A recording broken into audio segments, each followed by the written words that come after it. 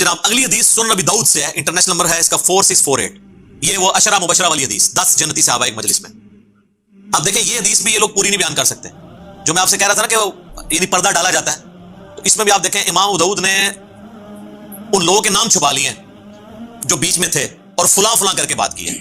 الفاظ دیکھیں، عبداللہ بن ظالم تابعی بیان کرتے ہیں کہ جب فلاں شخص کوفے میں آیا تو اس نے فلاں شخص کو خطیب مقرر کیا. یار وہ جو آئے ہیں وہ بندے کا نام ہی ہوئے گا نا، ٹھیک ہے. وہ پھر سنن نسائی الکبریٰ کے جو چیپٹر ہے اس میں آپ کو کھلے گا، جو چیپٹر امام ابن سنی نے نکالا تھا. پتہ چلا کیوں نکالا تھا چیپٹر؟ تاکہ یہ فلاں فلاں والا بھی معاملہ، لیکن امام نسائی کا یہ چیپٹر تو آ چکا ہے نا جی، عربی میں تو پہلے سے تھا. یہ دونوں سسپینس ہیں، یہ فلاں فلاں کون تھا وہ اگلی روایت میں. ابھی آپ مزہ لیں اس کا. وہ کہتے ہیں جب فلاں شخص آیا تو پھر سیدنا سعید ابن زید نے میرا ہاتھ پکڑا، حضرت عمر کا بہنوئی. اس ظالم کو دیکھ رہے ہو؟ کس کو ظالم کہہ رہے ہیں؟ جو حضرت علی پہ سب شتم. سیدنا عبداللہ بن ظالم تابعی بیان کرتے ہیں کہ پھر سیدنا سعید بن زید نے فرمایا 9 افراد کے بارے میں میں جنتی ہونے کی گواہی دیتا ہوں، اگر 10ویں کا ذکر کر دوں تو کوئی گناہ کی بات نہیں ہوگی. میں نے پوچھا وہ کون ہے؟ تو انہوں نے فرمایا کہ رسول اللہ صلی اللہ علیہ وآلہ وسلم کوہ ہیرا پر کھڑے ہو کر فرمانے لگے اے ہیرا پہاڑ تھم جا، تجھ پر اس وقت نبی یا صدیق یا شہید تو موجود ہے. پھر میں نے پوچھا وہ 9 افراد کون ہیں؟ تو سعید ابن زید نے کہا کہ رسول اللہ صلی اللہ علیہ وآلہ وسلم، ابو بکر، عمر، عثمان، علی، طلحہ، زبیر، سعد ابن ابی وقاص، عبد الرحمن بن عوف. یہ کل 9 ہوئے. اس میں زیادہ ابو عبیدہ ابن جرح کا نام نہیں ہے. ابو عبیدہ ابن جرح کا نام جو ہے نا وہ ترمذی والی حدیث ہے 3747 عبد الرحمن بن عوف سے، اس میں عبد الرحمن بن عوف رضی اللہ عنہ کہتے ہیں کہ رسول اللہ صلی اللہ علیہ وسلم نے فرمایا ابو بکر جنتی ہیں، عمر جنتی ہیں، عثمان جنتی ہیں، علی جنتی ہیں، طلحہ جنتی ہیں، زبیر جنتی ہیں، عبد الرحمن بن عوف جنتی ہیں، سعد جنتی ہیں، سعید بن زید جنتی ہیں اور ابو عبیدہ بن جراح جنتی ہیں رضی اللہ عنہم اجمعین. جامع ترمذی حدیث نمبر 3747. یہ حدیث صحیح ہے. اور ایک دوسرا شخص جو 10واں ہے وہ بھی جنت. تو ان کا وہ 10واں کون ہے؟ تو پہلے تو انہوں نے کوشش کی کہ نہ بتایا جائے ان کا 10واں میں ہوں، سعید ابن زید. اچھا جی، یہ حدیث ہے بھائی نا سنن نسائی الکبریٰ میں، جس میں امام داؤد نے لکھا فلاں شخص فلاں کو ملنے ادھر آیا تو اس نے فلاں کو کھڑا کیا. اب سنیں وہ کیا کہتے ہیں. سیم سند ہے. عبداللہ بن ظالم تابعی رحمہ اللہ بیان کرتے ہیں کہ جب حضرت معاویہ بن ابی سفیان کوفے میں آئے تو حضرت مغیرہ ابن شعبہ نے کچھ خطیب مقرر کیے. یہ دونوں فلاں فلاں نام آگے، جو کہ سیدنا علی پر زبان درازی کر رہے تھے. الفاظ یتناولون، حضرت علی کے عیب بیان کرنے لگے. چنانچہ سعید ابن زید نے میرا ہاتھ پکڑا اور فرمایا اس ظالم کو دیکھتے ہو؟ یہ ایک جنتی شخص پر لعنت کروا رہا ہے. کون؟ یا مغیرہ ابن شعبہ کو انہوں نے کہا یا حضرت معاویہ کو. یہ مجھے کہتے ہیں جو ظالم مغیرہ کے الفاظ کدھر ہیں؟ وہ تو میں بتاؤں گا کہ وہ 6 دفعہ انہوں نے کہا اوئے مغیرہ اوئے مغیرہ، کیونکہ حدیث میں الفاظ ہے کہ انہوں نے اوئے مغیرہ کو 3 دفعہ ریپیٹ کیا تو 6 ہو گیا. تو میں رجوع کرتا ہوں، میں نے پچھلی دفعہ کہا تھا 3 دفعہ کہا، انہوں نے 6 دفعہ کہا. میں بھی رجوع کرتا ہوں چیزوں پہ، ٹھیک ہے جی. وہ آگے آئے گی حدیث. تو ایک جنتی شخص پر لعنت کرواتا ہے. پھر انہوں نے 9 افراد کے بارے میں گواہی دی. پھر وہی والی حدیث ریپیٹ ہو جاتی ہے کہ وہ کون سے جنتی ہیں 10ویں خود. سنن نسائی الکبریٰ میں ایک اور حدیث ہے اسی فضائل صحابہ والے چیپٹر میں. یہی تابعی کہتے ہیں کہ میں سعید ابن زید کے پاس آیا تو میں نے عرض کی کہ کیا آپ اس ظالم شخص پہ تعجب نہیں کرتے کہ جس نے سیدنا علی پر سب و شتم کرنے کے لیے خطیب مقرر کیے ہوئے ہیں. یہاں پہ سب کا لفظ نہیں ہے، یشتمون علی. شتم کا لفظ تو ہوتا ہی گالی کے لیے، تنقید کے لیے نہیں. وہ کہتے ہیں سب کا لفظ یہ تھے اس میں الفاظ. تو انہوں نے فرمایا کیا وہ ایسا کرتا ہے واقعی؟ جبکہ میں گواہی دیتا ہوں کہ 9 افراد جنت میں ہیں. پھر انہوں نے وہی حدیث سنائی عشرہ مبشرہ والی، اور 10واں پھر اپنا ذکر کیا. اب یہ حدیث صحیح ابن حبان میں، مسند احمد اور کئی کتابوں موجود ہے. اب آنے ایک اور حدیث جو سنن نبی داؤد کے اندر موجود ہے. سنن نبی داؤد سے عشرہ مبشرہ والی حدیث نہیں بیان کر سکتے. 4650. ایک تابعی ہیں وہ کہتے ہیں کہ میں فلاں شخص کے پاس کوفے کی مسجد میں بیٹھا ہوا تھا اور اہل کوفہ بھی موجود تھے. پھر امام داؤد نے فلاں لکھ دیا. فلاں کا کوئی نام ہی ہوئے گا. کوفے کی مسجد میں، بڑی جامع مسجد میں بیٹھا ہوا تھا. وہ فلاں کون تھا؟ وہ حضرت مغیرہ ابن شعبہ تھے. امام احمد بن حنبل نے یہ حدیث نقل کر کے ان کا نام بھی لکھ دیا. امام داؤد کو شرم آئی کہ میں فلاں کر کے نام تو چھپا رہا ہوں. ظاہر ہے انسان کا ضمیر تو ملامت کرتا ہے، سچائی تو پھر کھٹکتی ہے. آپ حیران ہوں گے اس حدیث کے بعد نہ امام داؤد نے ایک حدیث لی ہے، اس میں تو انہوں نے فلاں لکھ دیا. دونوں حدیثوں میں فلاں فلاں کر کے نہ فلاں کو بچا لیا. پھر اس کے بعد اچانک ایک حدیث لے کے آتے ہیں جس کا اس پورے چیپٹر سے خلافت کے کوئی تعلق نہیں ہے. اور وہ حدیث یہ لے کے آتے ہیں کہ جب سہیل ابن عمرو صلح حدیبیہ کے موقع پر رسول اسلام سے معاہدہ کرنے آیا تو وہ بار بار حضور کی داڑھی کی طرف ہاتھ بڑھاتا تھا. بعض لوگوں کو عادت ہوتی ہے نا داڑھی کو ہاتھ لگا کے بات کرنا یا ٹھوڑی کو. تو کہتے ہیں ایک شخص وہاں کھڑا تھا جس نے اپنے تلوار کی جو ہاتھ والی سائڈ ہے نا جہاں سے دستی اس کو پکڑا جاتا، تو وہ اس کے ہاتھ پہ اس نے ماری. اس نے کہا اپنے جو ہے نا ہاتھ رسول اللہ کی داڑھی سے پیچھے کا. تو وہ کہتے ہیں وہ شخص حضرت مغیرہ ابن شعبہ تھے. اس حدیث کا خلافت کے چیپٹر کے ساتھ کوئی تعلق ہے؟ وہ اصل یہ بتانا چاہ رہے تھے کہ یہ جو فلاں شخص ہے نا وہ مغیرہ ابن شعبہ ہے اور وہ صحابی ہے اور صلح حدیبیہ کا صحابی ہے. پھر وہ حدیث لے کے آتے ہیں، مسلم شریف میں بھی حدیث ہے کہ نبی اسلام نے فرمایا کہ جنہوں نے درخت کے نیچے میرے ہاتھ پہ بیعت کی ہے میں اللہ سے امید کرتا ہوں ان کو آگ نہیں چھوئے گی. صلح حدیبیہ والے.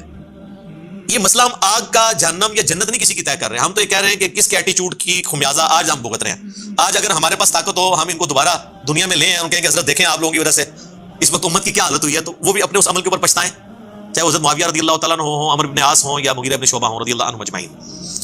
تو وہ کہتے ہیں فلاں شخص کے پاس آ کے میں بیٹھ گیا تو اتنے میں سعید ابن زید وہی حضرت عمر کے بنوئی وہاں پہنچے. تو اس فلاں شخص نے ان کو اپنے پاس تخت پہ بٹھا لیا. اس وقت مسجدوں میں تخت لگے ہوتے تھے کیونکہ گورنر وہیں بیٹھتے تھے، ایک پورا ایک سلسلہ تھا، مسجد ہی آفس ہوتی تھی. ان کا استقبال کیا. اتنے میں ایک شخص جس کا نام قیس بن علقمہ تھا وہاں پر آیا تو حضرت مغیرہ ابن شعبہ یعنی یہاں تو انہوں نے لکھا فلاں نے اس کا بڑا استقبال کیا اور اس نے مسلسل گالی گلوچ شروع کر دی. جس طرح ابھی ہو گئی بوڑھوں کو عادت ہوتی ہے نا، وہ جو ساتھ بیٹھے ہوتے ہیں ان کو پتا ہوتا ہے کہ کس کو گالیاں نکالا. نیامت نے پوچھا کیوں لگے آئے، چاہے وہ کبھی حکمران کو نکال رہا ہو کسی مولوی کو، تو ساتھ کے لوگ تو جانتے ہیں، تو اس نے سیدھی گالیاں نکالی فلانا یہ اس پہ لعنت یہ نام لیے بغیر. تو حضرت سعید ابن زید نے کہا یہ کس کو گالیاں نکال رہا ہے، تو انہوں نے کہا یہ علی ابن ابی طالب کو نکال رہا ہے. یہ فلاں نے جب کہا، فلاں کون؟ مغیرہ ابن شعبہ، مسند احمد میں آ جائے گا آگے. اللہ اکبر. اب ادھر تو فلاں ختم نہیں ہو سکتا تھا نا، یہاں پہ الفاظ ہیں سعید ابن زید نے فرمایا میں دیکھ رہا ہوں کہ تمہارے سامنے اصحاب رسول کو گالیاں دی جاتی ہیں اور تم اس کو نہ تو برا سمجھتے ہو نہ ان لوگوں کو روک رہے ہو، حالانکہ میں نے خود رسول اللہ سے یہ بات سنی تھی اور میں اس بات سے ڈرتا ہوں کہ میں کوئی ایسی بات رسول اللہ کی طرف منسوب کروں جو آپ نے نہ فرمائی ہو اور قیامت والے دن رسول اللہ مجھ سے پوچھ لیں کہ تو نے مجھ پہ جھوٹ کیوں باندھا تھا. وہ کہہ رہے ہیں میں تو ڈرتا ہوں. میں نے خود رسول اللہ سے یہ سنا تھا کہ ابو بکر جنت میں ہے، عمر جنت میں ہے، عثمان جنت میں ہے، علی جنت میں ہے، طلحہ جنت میں ہے، زبیر جنت میں ہے، سعد ابن ابی وقاص جنت میں ہے، عبد الرحمن بن عوف بھی جنت ہے، اور میں 10ویں کا نام بھی بتا سکتا ہوں. پھر حضرت سعید ابن زید خاموش ہو گئے. مسجد میں آوازیں بلند ہونا شروع ہو گئی کہ وہ 10واں شخص کون ہے. تو انہوں نے فرمایا وہ 10واں شخص میں سعید ابن زید. اللہ. پھر فرمایا تم سب سن لو، رسول اللہ کی میت میں کسی صحابی کا چہرہ غبار آلود ہونا تم میں سے کسی کے سارے عمر کے نیک اعمال کرنے سے بہتر ہے، خواہ اسے سیدنا نوح علیہ السلام جتنی عمر ہی کیوں نہ دے دی جائے. یہ آپ کو حدیثیں تو بیان کرتے ہیں، آپ کو یہ نہیں بتاتے یہ حدیثیں کن لوگوں کو سنائی جاتی تھی، جن لوگوں کا آپ دفاع کر رہے ہیں اور جن کے فضائل آپ کو سنانے چاہیے ان کے فضائل سنانے کو آپ رافضیت کہتے ہیں. تو پھر سب سے بڑے رافضی تو سعید ابن زید ہوئے نعوذ باللہ. یہ حدیث پھر مسند احمد میں نے پورا اس کا ایک طریق نقل کیا، اس میں الفاظ موجود ہیں اور اس میں الفاظ ہیں جب وہ گالیاں دیتے ہیں نا وہ قیس بن علقمہ، تو حضرت سعید ابن زید غصے میں کہتے ہیں اوئے مغیرہ اوئے مغیرہ، اور حدیث کے الفاظ ہیں وہ 3 دفعہ کہتے ہیں، یعنی 6 ہو گئے. تو کہتے ہیں یہ کہاں؟ وہ کہتے ہیں جی صحابی سے اس طریقے سے تو نہیں بات کر سکتا تھا. یار حضرت علی پہ لعنت ہو رہی ہو تو یہ کہا جائے گا کہ پیارے مغیرہ بھائی جان یہ کیا کر رہے ہیں آپ؟ آگے لگے گی نا ایک سابقون الاولون میں سے سعید ابن زید کو. ٹھیک ہے، اللہ اکبر. پھر انہوں نے پوری وہ حدیث بیان کر دی.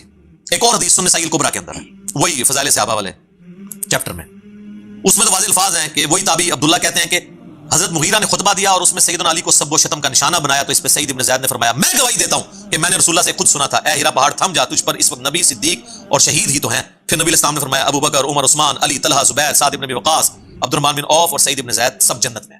عشرہ مبشرہ کی رٹ لگائی ہوتی ہے اہل سنت کے ہاں. یہ عشرۃ مبشرۃ حدیث بھی نہیں 10 جنتی صحابہ کی بیان کر سکتے، آدھی بیان کرتے ہیں. ایک اور حدیث سنن نسائی کبریٰ کے اندر یہی تابعی کہتے ہیں کہ میں سعید ابن زید کے سامنے بیٹھا تھا تو وہ فرمانے لگے ہمارے حکمران ہمیں حکم دیتے ہیں کہ ہم اپنے بھائیوں پر لعنت کریں. الفاظ ہیں نلعن اخواننا، یہ کہتے ہیں سابقہ مطلب تنقید ہے، اس میں لعنت کے الفاظ ہیں. اور بے شک ہم تو کبھی لعنت نہیں کریں گے بلکہ ہم تو ان کے لیے اللہ کی بارگاہ میں دعا ہی کریں گے. میں نے رسول اللہ سے خود یہ بات سنی تھی کہ آپ فرما رہے تھے ان قریب میرے بعد بہت فتنے ہوں گے. بنو امیہ کو سعید ابن زید کہہ رہے ہیں تسی وہی فتنے ہو جڑے حضور نے دسے سن، ساڑھے تے مسلط ہو گئے اور ایسے ایسے ہوگا. اسی دوران ایک شخص وہاں آیا اور اس نے سعید ابن زید سے کہا میں تو حضرت علی سے دنیا میں ہر چیز سے بڑھ کے محبت کرتا ہوں. ہم تو کہہ رہے ہیں سبحان اللہ، یہ لوگ کہتے ہیں اس کو ایران سے فنڈ آتا ہے، رسول اللہ سے بھی بڑھ کے محبت کرتا ہے، یقیناً رسول اللہ سے بڑھ کے نہیں کرتا. نہیں اور باقیوں کی ادھر گئے تو رافضیت شیعت والی باتیں. سعید ابن زید کو جب اس نے کہا نا کہ یہ تو لعنت کرواتے ہیں اور میں علی کو ہر چیز سے بڑھ کر محبوب رکھتا ہوں، اس پر سعید ابن زید نے کہا تمہیں بشارت ہو تم ایک جنتی انسان سے محبت کرتے ہو. پھر سعید نے کہا سنو رسول اللہ سے میں نے خود سنا تھا ابو بکر، عمر، عثمان، علی، طلحہ، زبیر، عبد الرحمن بن عوف، سعد ابن ابی وقاص یہ سب جنت میں ہیں، اگر چاہوں تو 10ویں کا نام بھی بتا سکتا ہوں. 10ویں وہ خود تھے. پھر جب لوگوں نے زور لگایا تو پھر انہوں نے اپنا نام بتایا. ایک اور حدیث ہے سنن نسائی الکبریٰ کے اندر اور یہ ابو داؤد کے اندر موجود ہے. عبدالرحمن تابعی کہتے ہیں کہ سعید ابن زید حضرت مغیرہ ابن شعبہ کے پاس بیٹھے تھے تو حضرت مغیرہ نے حضرت علی کے بارے میں نازیبا الفاظ کہے تو سعید ابن زید وہیں پر کھڑے ہوئے اور فرمایا میں رسول اللہ سے خود یہ سن چکا ہوں کہ اہل قریش میں سے 10 لوگ جنتی ہیں. رسول اللہ، ابو بکر، عمر، عثمان. اچھا اس میں انہوں نے حضرت علی کا نام حضرت عثمان سے بھی پہلے لے دیا کیونکہ ان پہ سب و شتم ہو رہا تھا. شیخین کی فضیلت پہ تو اہل سنت کے ہاں اتفاق ہے لیکن حضرت علی اور عثمان والی فضیلت جو ہے اس میں اختلاف پایا جاتا ہے. تو یہاں انہوں نے حضرت علی کا نام پہلے لیا، حضرت عثمان، طلحہ، زبیر، عبد الرحمن بن عوف، سعد بن وقاص اور پھر اپنا بھی ذکر کیا. تو یہ ایک ٹاپک ہے، میں نے اس کے اوپر ایک ریسرچ پیپر لکھ دیا. اس سے کئی ایک ٹاپک اور جڑے ہوئے ہیں جو میں نے الحمدللہ 6 ٹاپکس کے اندر ایک ریسرچ پیپر لکھا ہے. واقعہ کربلا کا حقیقی پس منظر 72 صحیح الاسناد احادیث کی روشنی میں. یہ 72 کا ٹائٹل تو شہدائے کربلا کی نسبت سے ہے، ادروائز اس میں حدیثیں 200 سے زیادہ ہیں. ایک ایک نمبر پہ کئی حدیثیں ہیں. صرف 33 نمبر پہ جو میں نے غدیر خم کی حدیث لیا نا اس میں 8 روایتیں میں نے نقل کی ہیں. نمبر 1 ہی دیا اس کو 33 تاکہ 72 کی نسبت قائم رہے. یہ اللہ کے فضل سے عربی میں بھی ہے، سب سے پہلے عربی میں لکھا، پھر اردو ترجمہ ہوا، پھر ہندی ترجمہ ہوا، پھر انگلش ہوا. انٹرنیشنل پمفلٹ ہے اور اس میں اکثر حدیث بخاری اور مسلم سے ہیں. حدیثوں کے نمبر علماء حرمین اور بیروت کی انٹرنیشنل نمبرنگ کے اوپر ہیں جو عربی کتابیں چھپتی ہیں دارالاسلام کی یا دارالکتب العلمیہ کی. اور اس ریسرچ پیپر میں بخاری مسلم کے علاوہ جو حدیث کی کتابیں ہیں ان میں نے ہر حدیث کی کتاب میں جو حدیث تھی اس کے اوپر دور حاضر کے بڑے محققین کی تحقیم لگائی ہے. شیخ البانی کی، شیخ زبیر لیزئی کی، شیخ شعیب ارناؤت کی رحمہ اللہ اجمعین. اور بخاری مسلم جو ہے وہ تو ویسے صحیح ہے نا. یہ 6 ٹاپک کیا تھے؟ نمبر 1، منہج نبوی پر قائم خلافت راشدہ کی صحیح مدت کتنی تھی اور خلافت کے اہل حقیقی خلفائے راشدین کون تھے. دوسرا ٹاپک ہے خلیفہ راشد سے بغاوت بدعت ہے. جنگ جمل، صفین اور نہروان میں سیدنا علی کی حقانیت اور شہادت سیدنا عثمان کے اصلی اسباب.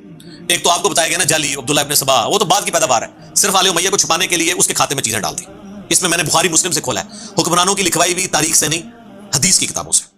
تیسرا ٹاپک، رسول اللہ صلی اللہ علیہ وآلہ وسلم نے اپنی وفات سے 1 مہینہ قبل مستقبل میں ہونے والے حکومتی بگاڑ سے متعلق غیبی خبریں دے دی تھی.